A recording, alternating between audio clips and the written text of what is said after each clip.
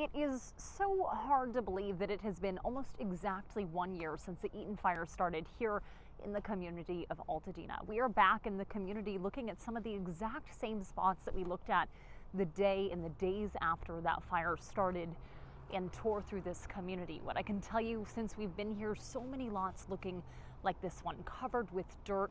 There are also a lot of signs that say Altadena not for sale. Across the street are some of the other homes that we interviewed, and we spoke with their homeowners when this fire happened. A family living in the lot that now has a manufactured home on it. At the time, it was this woman's birthday. She returned to this house to see her birthday cake still intact. Now she's no longer here either. A lot of building left to do in this community. Out of more than 5,900 lots destroyed, 7 homes have been rebuilt. We'll be here over the next 2 days telling the stories of everybody who chose to stay and why. I know, Dana, during your coverage last year, people who had been evacuated were reaching out to you over social media trying to get an update on whether their home was still standing. Talk to us about what it was like having to deliver that news. Yeah, Monica, I appreciate you bringing that up. It's something that I didn't always have time to share as we were going through the broadcast this time last year. There was a moment when I got dozens of messages into my social media of people who were watching the 24/7 coverage of this fire, of evacuations and warnings. And all of these messages were people sending me notes saying, can you check on my house? Can you check on my loved one's house? Here's my address. And there was a time when we were able to check on about half a dozen to a dozen, and there were moments, screenshots. I have screenshots of messages when we found a location and we had to compare the address we were given to Google Street View. And there were times, Monica, when it was so difficult to tell if that was the same place because the lot was completely gone. So a lot of people coming back to their homes for the first time. This area is by no means safe. 365 days later, we are back in the community of Altadena after the devastating and the historic Eaton Fire took so much from the people living here, from the tangible things like their homes and their cars to things much more difficult to replace, like their sense of peace. How long have you lived here? I've lived here since 2014. We want to see if there's anything left. I don't know what this neighborhood's going to look like. It looks like dirt lots. It's in one way a reminder of what happened here. In another way, fresh canvases with rebuilds popping up slowly, like the grass that's beginning to grow. But some have chosen to stay. We feel more comfortable being here in our lot. And others have chosen to leave. We'll check back in with the Carpenter family, Justin and his mom, Teresa, who have lived in the home on this lot for decades. It's a historic corner of Altadena known as Jane's Village. They're in the rebuild process, and they're one of 2,600 others who have started that process. Hey, babe, I need you to come out here right now. We have a very big problem. Then we'll hear from Jeffrey and Cheryl Coup, the couple seen across the country after their Ring doorbell video went viral, showing what may have been the start of the Eaton Fire, as well as their terrifying escape. Please, God, save us, save our house. Overall, fewer than 45% of the lots that were destroyed have applied to begin the rebuilding process. As for the number of homes that are done and ready for somebody to move in, that number is 7. Yeah, 7 out of 6,700 homes that were damaged or destroyed. Obviously, there's a lot more work to be done here in Altadena. We'll be here telling these stories for the next 2 days for NBC 7. In Altadena, I'm Dana Williams. So that is a week I will never forget. I had countless conversations with people, some who lost everything. Mark mentioned the numbers. As for the latest on the effort to rebuild here in Altadena, 2,700 people have filed to start the rebuild process. Of that, 7 new homes have been rebuilt here at the 365-day mark.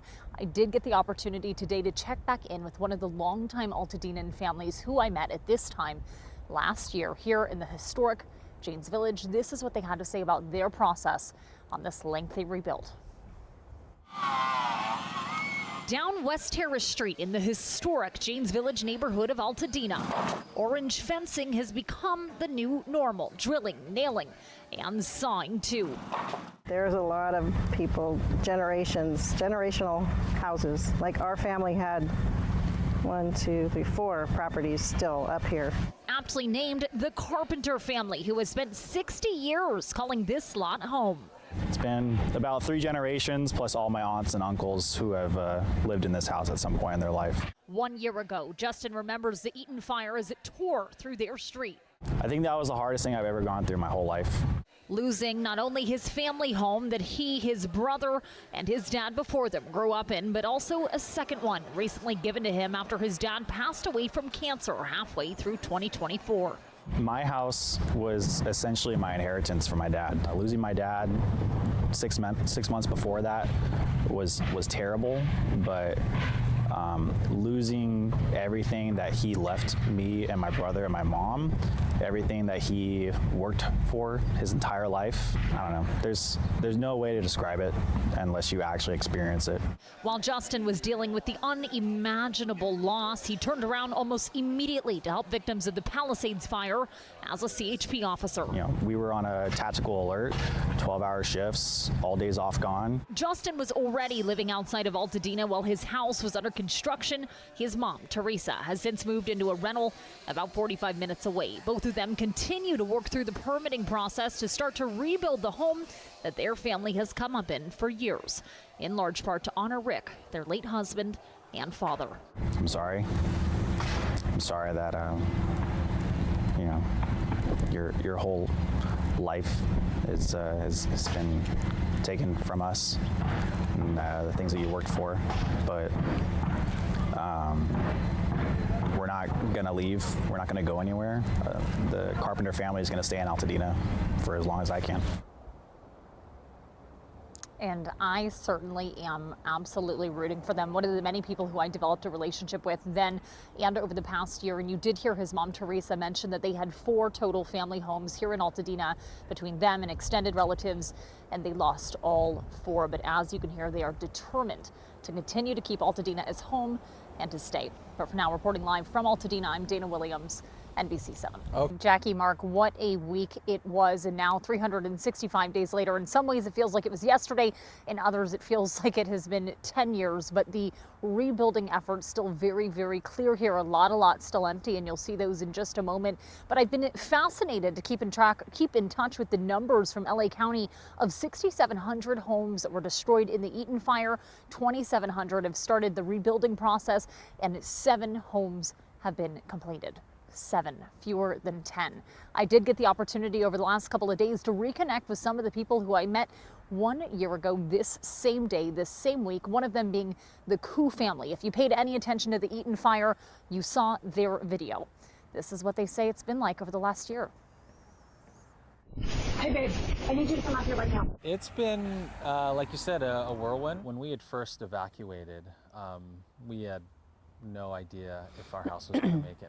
Oh no! Jeffrey and Cheryl Coup are the couple seen around the world after their videos, a combination between cell phone shots and what their Ring doorbell camera captured, went viral.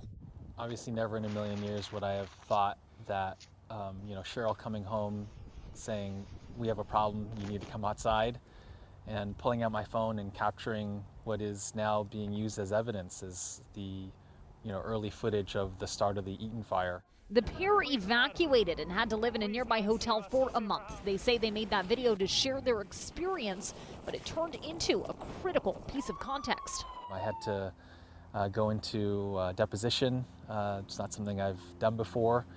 I had to take a day off work and spend, I think, over six hours in a deposition being questioned by various attorneys on both sides. Their home survived, and after weeks of remediation, they were able to move back in, but some of the scars remain.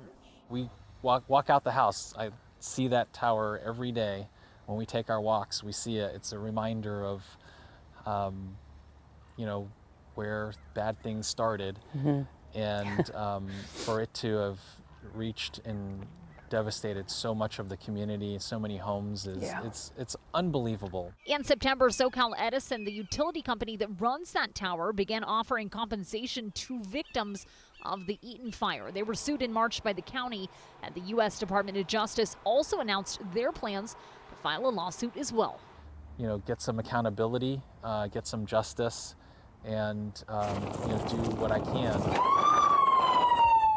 At the end of the day, you know, there were so many others that lost everything, including family members. So we're extremely grateful for even what we have had to go through. It was small in comparison to some others.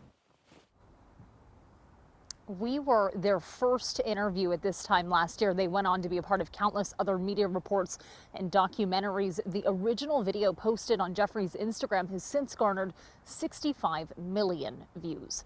But for now, live from an Altadena that continues to rebuild 1 year later, I'm Dana Williams, NBC 7. Dana, just why so slow, right? Is it just the permitting? It's also people deciding whether they even sort of have the emotional capital to rebuild.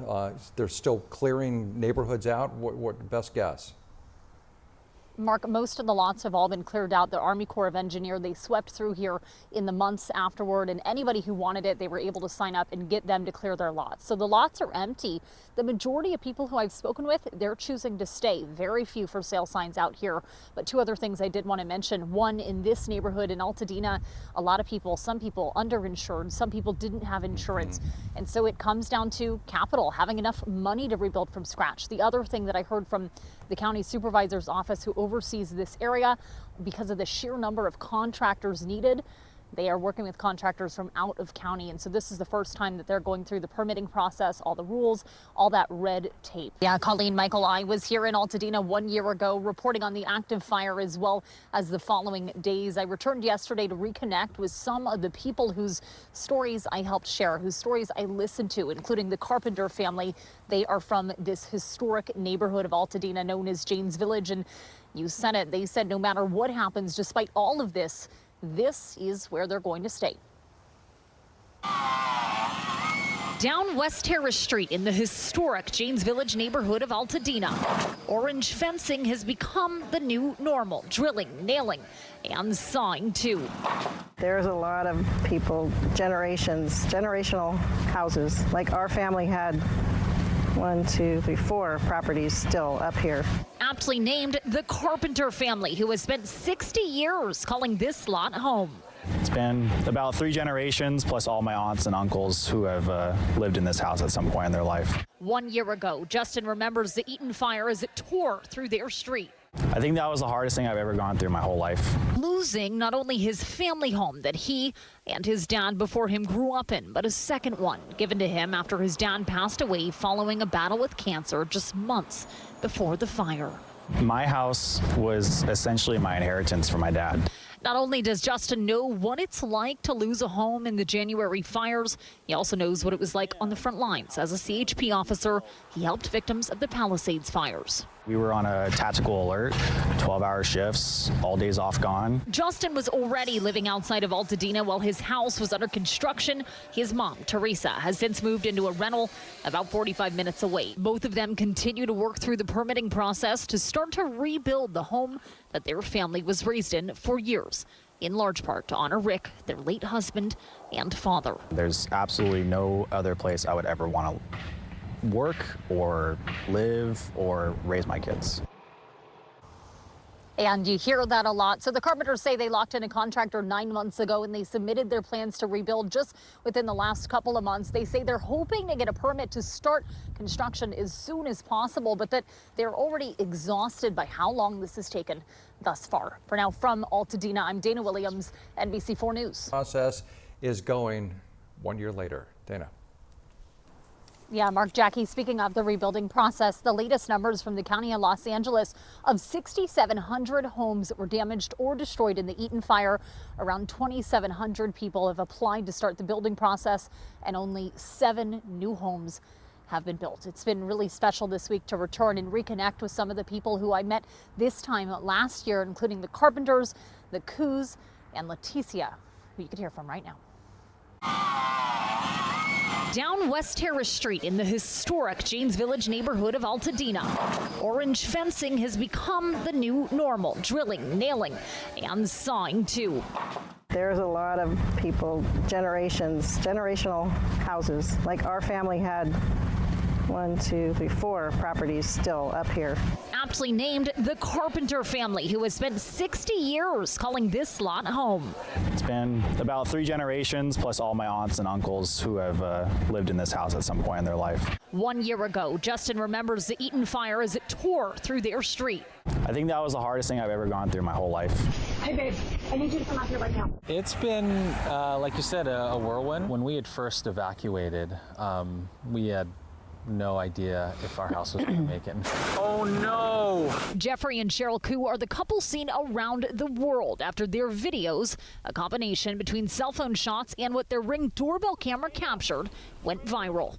Obviously, never in a million years would I have thought that, Cheryl coming home saying, we have a problem, you need to come outside, and pulling out my phone and capturing what is now being used as evidence as the early footage of the start of the Eaton Fire. Fault continues to play out in court with multiple lawsuits filed against SoCal Edison, the utility company in control of that tower you see in the Coup's video.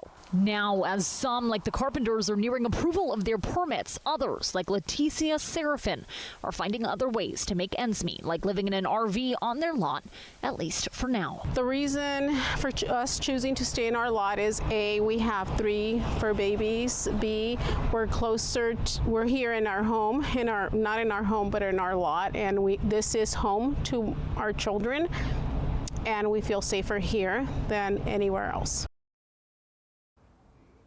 And that's something that we have seen. We've seen a lot of RVs parked on lots. We've seen manufactured homes, even tents on the lots, even though the lots aren't there. People just say that they want to be home in their community. And I have to tell you, just in the last maybe 30 minutes, we've seen neighbors, homeowners pulling up, just wanting to be here. Even though their homes aren't here, they're going around with flashlights.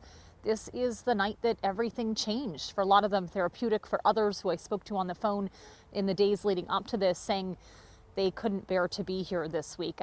Different ways that people grieve with this and different ways that they move forward, but it's clear either way, a lot more left to be done here in Altadena. For Now Live, I'm Dana Williams, NBC 7.